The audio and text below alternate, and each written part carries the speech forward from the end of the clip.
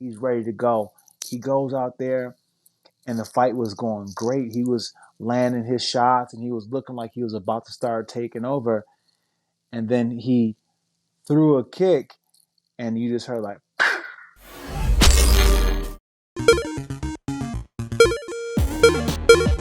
Rashad Evans is the new UFC heavyweight champion.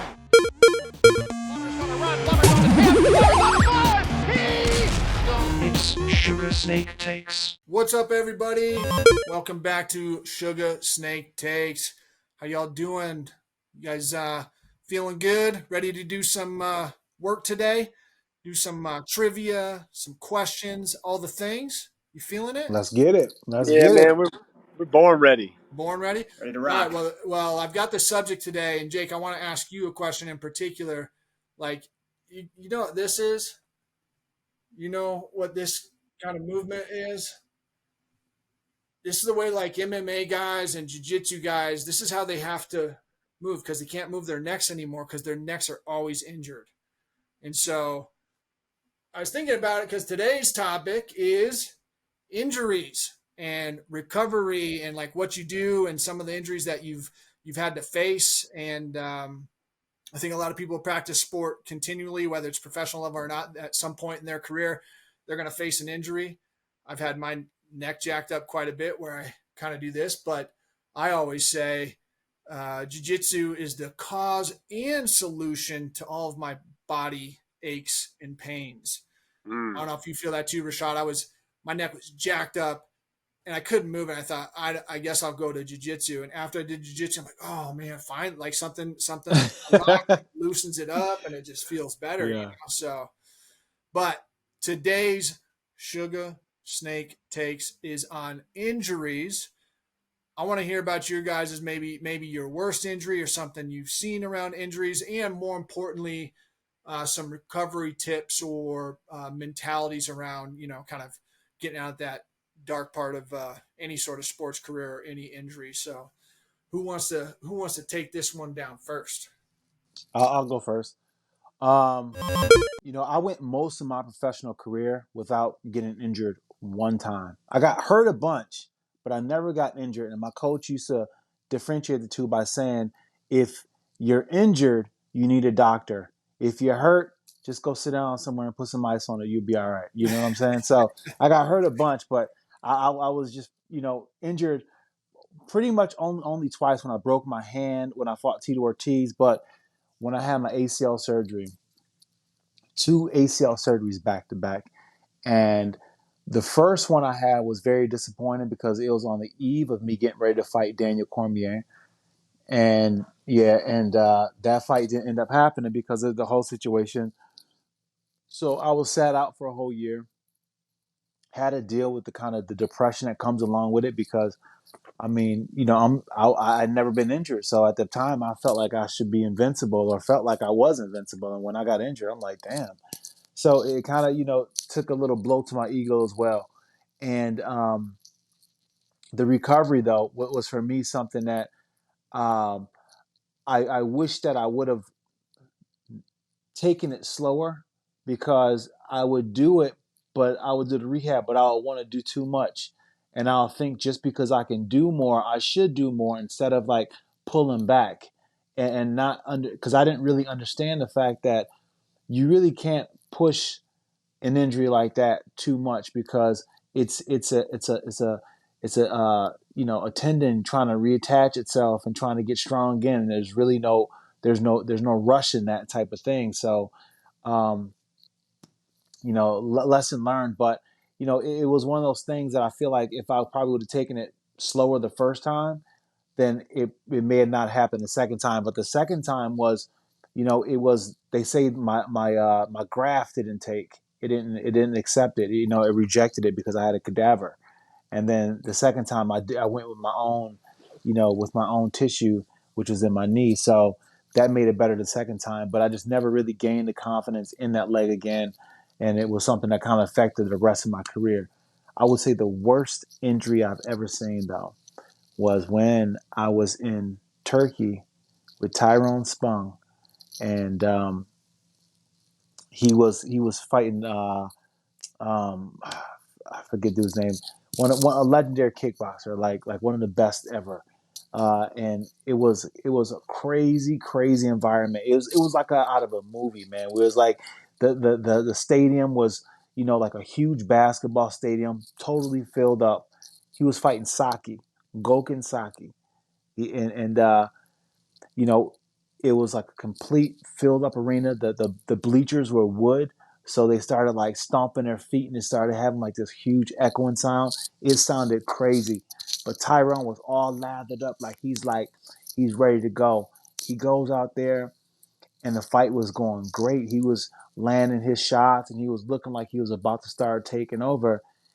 And then he threw a kick and you just heard like and just like a snap out of all that loudness. You just heard like a snap, like a branch break, and it was so loud. And I looked. He goes to the ground, and then he just looks over, and we make eye contact, and I can just tell like he was feeling something he never experienced before. But it was a compound fracture. Like it was like almost like to the point where it was coming out. It was bad. And then the crazy part about it was he's in Turkey and that happened on a Friday, and they were like, "Well, we're not going to be able to do anything about it till Thursday." So, so he was gonna have to sit there with his leg broke like that until Thursday, where he can have surgery. So we're like, nah, the hell with that. So we tried to hop on a plane, but they wouldn't let us get on a plane because no airline would take the risk of flying with his leg like that because of the pressurization and the fact that it's a break and it can be blood clot and it could be all bad. But uh, Turkish Airlines took a chance on us and allowed us to get on a plane, and we flew back to Miami. And he flew back with his leg broke like that, and like it God. was the worst thing ever, man. But yeah, Ugh, Ooh, that's nasty. yeah, that's gnarly. I can't ever watch that in UFC, like Weidman or Silva breaking. I'm like, I see him like, oh, I'll never see that again because the moment that starts coming on, I have to shut that down. That's gnarly, bro, dude. yeah, you can't unsee that, man. It's the most terrible thing you can. It's one of those things. I'm like, yeah, you know what, man? This fighting shit is stupid. This is dumb. Someone's gonna get hurt, guys. Doing this for. Someone's gonna Yes, get they hurt. are. Yes, they are. All right, Snake. I know you. I know you know one or two things about injury and hurt and all the things. What do you got? Yeah, I love how you said it, Rashad, of like, the difference between being hurt and being injured. With football, you're basically hurt from the first game you play, the first live game, and you're going to be hurting the rest of the season usually. I mean, some of that stuff heals, but you only get so many times to have a bruise. Say one year a bruised bursa sac on my right elbow, and it was like all inflamed, and then like celebrating in the end zone, I racked it on someone's helmet, and it's like no, like when you're hurting and your body's beat up like you are in the NFL, you learn to push pain down like a pro. Like I was able to push all kinds of pain away, so much so that I think there were times, as I mentioned in an earlier episode, about probably should have taken some time to just take a game or two off to let my ribs heal so they wouldn't keep popping out every time I threw the ball and I couldn't breathe. And so I'd have to push them back in and then I could breathe again. And I played for like 4 games like that. So you get into this mindset that I'm being the quarterback was A1 important. Like I had to be on that field for us to have a chance to win no matter what. My backup being a good player was still not me. He was the backup to me. So insane amount of pressure to play through a lot of pain and a lot of times when I was hurt. I could go on for a while, but I did play for 4 years at ASU and 10 years in the pros, 14 years straight. Never once was the camera or the game, stopped where play stopped and everybody ran out and I was laying on the field. Not one time. The only time that kind of happened is when my finger, this one, got stuck in the face mask between the face mask and the helmet of a linebacker for the Redskins when he blind hit me and I was looking to the left and he sacked me and my finger went into his helmet. He hit me so hard, spiral fracture. And so when he was getting up, my finger was going with him. And I was like, whoa. And he was like, whoa. And so he took his helmet off, and I didn't know what to do to get it out of there for a minute. But my right guard, Chris Dishman, said, I got this. I got this. And I knew what he was doing. He put his foot down so that where my finger was stuck would gain some space between the face mask and the helmet. You could press that fiberglass helmet and make it kind of move. And so I came out of that, my finger all crooked and broken, and missed some games, of course, after that because it's my right hand. But I was the funny thing about that game is that I was chasing a hip pointer in my left hip pointer, some pain that it was really hurting bad where I'd been hit again, not an injury, just some pain. But then they were putting some little Toradol, or not Toradol, but some little numbing shots in my hip and chasing the pain through warm up through pregame. And I'd had a pressure in my stomach the whole first half. And when I broke my finger and I came out of that and I wasn't allowed to go back in the game, it got worse. And it find out that I'd caused some internal bleeding by hitting some varicose veins with those little shots I was taking. And so I'm glad I broke my finger. I don't know what would have Wow. happened if I could have kept bleeding, because then I had like drainage. My whole entire leg was purple. My groin. I mean, I had, what we used to joke about. I mean, I joked about it. I was like, I don't even want to go there, but it was bad, man. The drainage from my stomach drained down into my groin area. I had to wear a girdle, a jock and a girdle for like a week and a half just to walk because it was so pressure and it hurt so bad. So thankfully I broke my finger because I don't know, the damage I could have done to myself by pushing through that feeling like, no, I'm okay. But yeah, I only had a few other minor injuries. Like I broke my right foot, a little metatarsal bone in my right foot. I had a couple times where I left for a shoulder separation, but I never put my mom through a commercial break with me laying on the field and the trainers around me and doctors around me, and her to left to wonder, is my baby okay?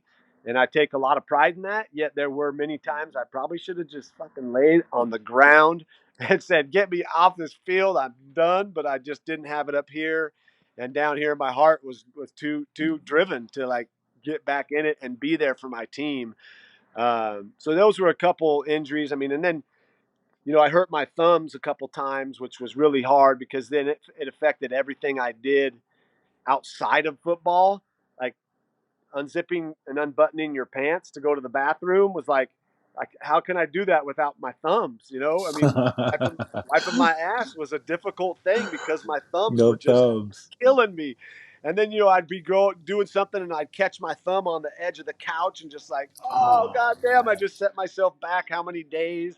So those were the worst for me because I was still mobile, yet what I needed was my hands to do my job. I wasn't like a linebacker or D lineman that would have just taped their hand into a ball and used that as a club. I mean, I had to use my hand to grab the ball, to do what I could do with my craft and my skills. So I do remember though when I broke my foot, or when I messed up my left hand one time. No, that was my right hand. So my right thumb, when I did that, I went and I was like throwing the football uh, with my left hand during practice. So during practice, because I was basically running and doing everything I could do except throw the football. So I would just throw the ball left-handed to the guys as they came back, to where I got so good throwing the ball right and left that I even, I tried it in a couple games and didn't have very good success. But you'll have to find that clip, Mike, of me throwing from the end zone with my left hand with the Broncos. It was amazing. I switched hands and threw the ball to Jeb Poutier, and he turned the wrong way, and it was an interception, and I'm laying on the field laughing, going, oh, shit, they're going to get on me for this one. um, but, yeah, there were some bad injuries. I don't like to go into them. I don't really remember a lot of just horrible, horrible ones, but, where guys, you could hear their, they come off the field, or you could hear something snap, or you could tell that they were just in intense amounts of pain, where like their knee was blown out completely, or guys getting knocked out. One time John Mobley laid on the field and couldn't move, and we all had to take a knee. I mean, that really shakes you as a player on the field. You're looking at this guy who you don't know if he could be paralyzed, alive, breathing, not breathing, able to maybe walk again or anything. And it just, man, and then he leaves and the game goes on. And yeah, we cause a lot of trauma in that game of football. And I'm now working through a lot of that. Even now, it's funny, even 16, 17 years out of the league, using some somatic healing with this lady in Berthoud, Colorado, actually, that is addressing not the pain, but the trauma associated and the memory associated with the pain that I've stored in my hips and in my shoulders and my neck and all over my body, where I was I was beat to shit game 11 and hardly able to move on Mondays. I know what you mean with this, my neck. I mean, there were times where it hurt to even swallow because my neck muscles were so worn out from landing on my back or getting hit. It was just intense. And so using her to now move through and eliminate that pain and to actually address it and scream with it, cry with it, whatever it has to be, and then let it go and have it be gone. Like, it does not need to be in my body anymore, as I'm learning that sometimes pain that we have day to day with everything we do is more a memory of the pain than it is an actual injury. It's just the thought of, oh no, this is going to hurt to stand up. And you're so used to that you create that pain through your own brain instead of like, no, let's breathe through this. Let's let this go. And so it's fun, man, to find new modalities and to be open to receive the healing of so many different people that are not, what your normal physical therapist or doctor is going to give you, but it's integrative holistic medicine that's out there, where there's a lot of people that, if they're channeling that energy and the ability to heal, it's nice when you find them. And I found a lady, Diane Brennan, out in Berthoud, that's pretty special. She's called the Pain Eraser. So yeah, man, lots of injuries. That sounds like a Uh, movie. yeah, The Pain Eraser. yeah, I'm gonna erase your pain. Nothing like a broken finger to kind of remind you how much you use these little things. Oh. Like, oh, it's just the pinky or For whatever. real. Oh yeah, break it, and then you'll find out how troubling. Yeah, jack your thumbs up and then understand how hard it is to live life. do anything. Yeah. I mean, today, if you messed your thumbs up, kids wouldn't know what to do. They like, what do I do?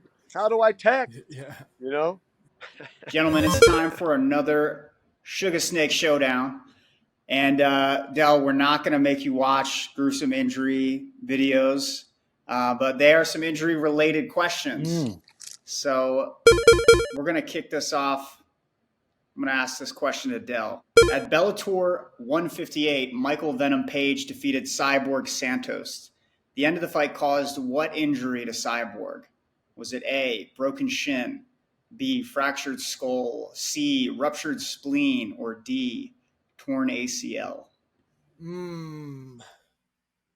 I don't know. Venom Page is always doing some crazy spinny bullshit, catching people in crazy things. So I would say a ruptured spleen would be a pretty crazy injury. I don't know what it was, so that's what I'm going to go with, though. Ruptured spleen. None of them are good options. No, I don't want any of those things. God. It was, you know it, Rashad? Yeah. It was the skull. The most gnarly fractured skull you've ever seen in your life. No shit. I'm gonna pull up the X-ray. Okay. Oh, God. Oh. Isn't that crazy? Yeah, it was that knee. Oh, man. Fucking A. It's not good. No. Yeah, I don't know if he retired after this, but I can't imagine it would be safe to come back and Get hit in the head again. Need some cordyceps and lion's mane after something like that. For real. Drink that shit. Drink it all day long. Yeah. IV. I believe in our mushrooms and mushrooms as a whole, but I don't think there's a single one that can help with that injury. Look at his dent in his head. Yeah. It's bad. Lucky he's a cyborg and they just went in and remelted that metal together. Yeah. All right. No points for me, but that's okay. Yikes. All right. Let's do, since Rashad, you brought up your knee injury, let's ask you this question. Uh-oh. Which NFL star running back, despite suffering a devastating ACL and MCL tear in 2011, made a remarkable comeback in 2012 by running for over 2,000 yards, nearly breaking the single-season rushing record? Was it A, LaDainian Tomlinson, B, Emmitt Smith, C, Adrian Peterson, or D, Marshawn Lynch? um,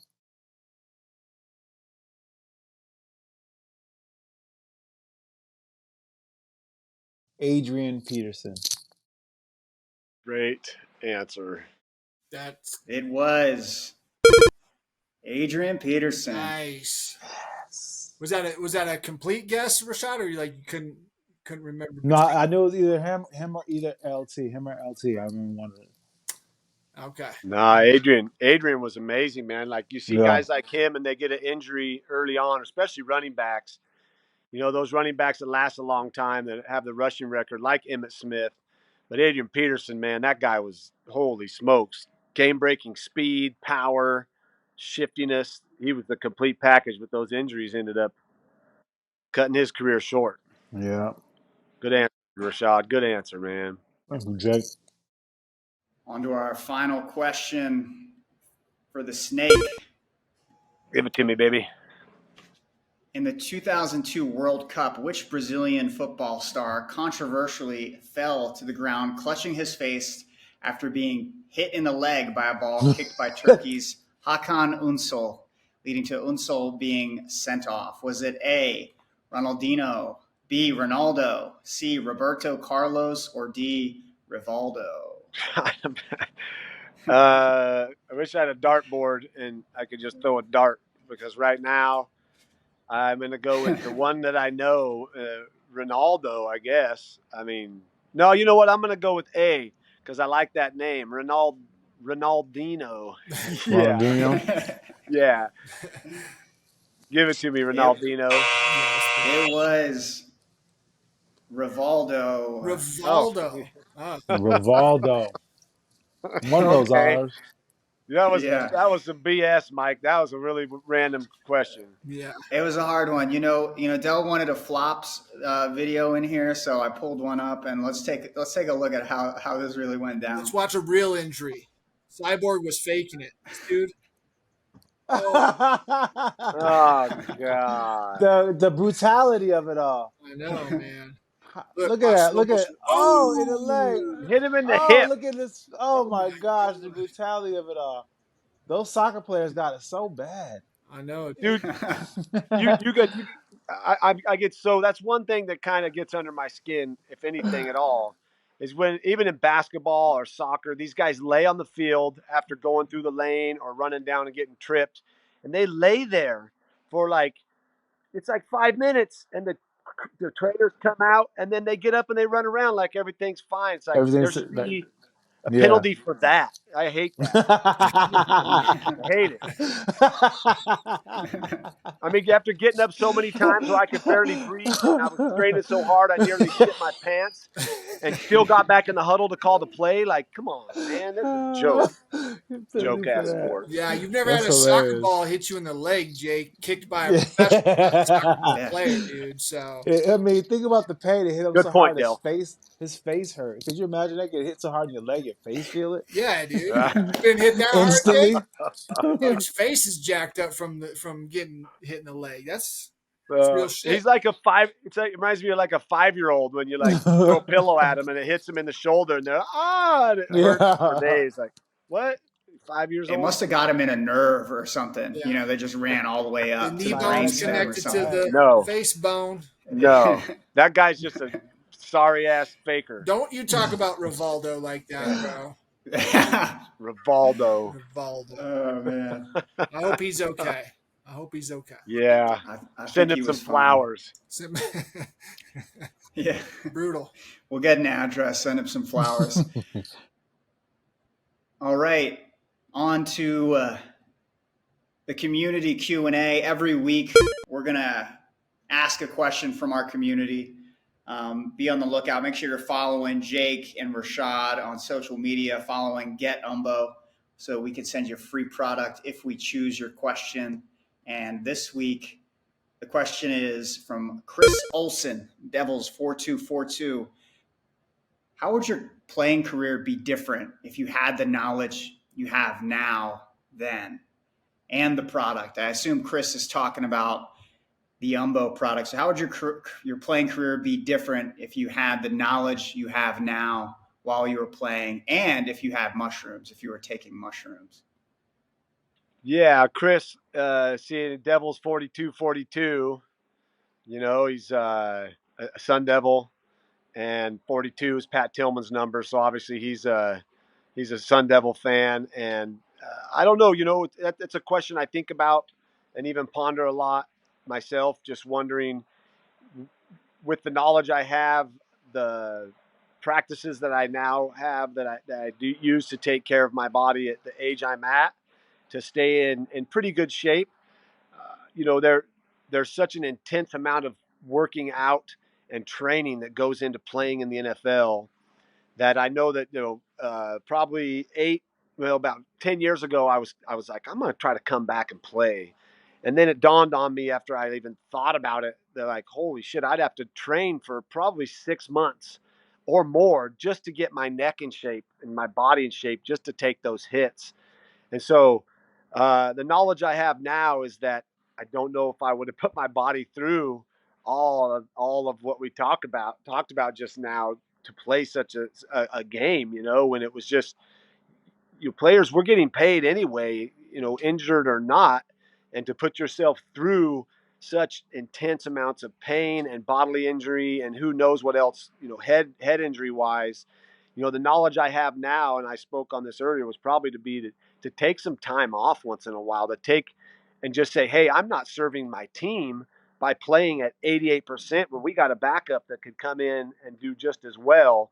But like I said, when you step back, and you don't lose your job to an injury, but you step back and someone comes in, and the team catches fire, you may never get your shot again. I mean, that's how Tom Brady got his opportunity when Drew Bledsoe got popped on the sideline. Tom Brady went in, and the rest is history. So the knowledge, though, that I have with the products, with the functional mushrooms, and even through my journey with cannabis and hemp, I would have used a lot more natural forms of anti-inflammatories. Definitely would have used, more hemp and CBD. I didn't really do a whole lot of cannabis, although late in my career it was definitely a help to relax and let the game go, and drop in with my family and friends that were there visiting. But the knowledge, that I have of what these products can do for my inflammation, for recovery, for rest, it would have changed my career for sure. I don't think I would have. I don't think I would have been as cloudy at times, and I don't think I would have been as tired, watching film on a Thursday and then like waking up and wondering how many plays had gone by since I dozed out, just because I was so damn tired. I think they would have helped me a lot with my energy levels, my focus, my memory, and all of that. But yeah, good question. As you look back on your career, I don't have any regrets, but I definitely think there were times I should have taken a break, because when I hurt my right thumb in '99 in the preseason, I played through that the whole season. It was after we made the playoffs in Arizona. It was really big. I just signed a huge contract. I felt the pressure to play. Yet I had my worst season ever. I threw 27 picks and only like 9 touchdowns, because I couldn't get the ball to where I was used to getting it with a healthy thumb. My thumb was not there. I should have taken 4 to 5 weeks, maybe even 6, 7 weeks, to like rehab and strengthen that thing to the best of its ability before I got back on the field, but I didn't. So that's the knowledge I would have brought back, is to be a little more cognizant of my injuries and what they were doing to the overall success of our team. Awesome. What about you, Rashad? Having the knowledge you have now, how do you think your career would have been different? And Um, folding in having the functional mushrooms at your disposal as well. when I did like have these fights where I really paid attention to my body and I took care of it, I had the best performances. But my problem was I had a very userish relationship with my body, meaning the fact that I would just use it to win a fight or feel good for the fight, but then afterwards I'll disregard it and just get on all kinds of foolishness and drink alcohol and eat bad food and not get enough rest and those kind of things. So I would say that once you start watching what you put in your mouth, once you start being very meticulous about what you put in your mouth, the times you're going to eat, something happens to you on a conscious level where you start to pay attention and be more conscious about other things in your life. And I feel like that kind of discipline could have definitely helped me out a lot because I was pretty disciplined, but I was a bit of a wild boy too. You know what I'm saying? I was a bit of a party boy and things like that. And I feel with changing the diet and paying attention to, you know, ways of taking care of my body, even just from a inflammation standpoint, from with the functional mushrooms and just having a clarity of mind or just having the feeling that I have now that I'm now using the supplementation of functional mushrooms. Yeah, I felt like I just would have been able to stay healthier longer and be more conscious about the actions that I'm taking, inside the fight game, outside the fight game, but just overall in general. So yeah, it would have been total different game changer for me. Right on. Thanks, Rashad. Yeah, and that's something I think about. Like, when we talk about functional mushrooms, especially in today's performance at these highest of levels, like the Olympics, right? Olympic gold is won by millimeters and milliseconds.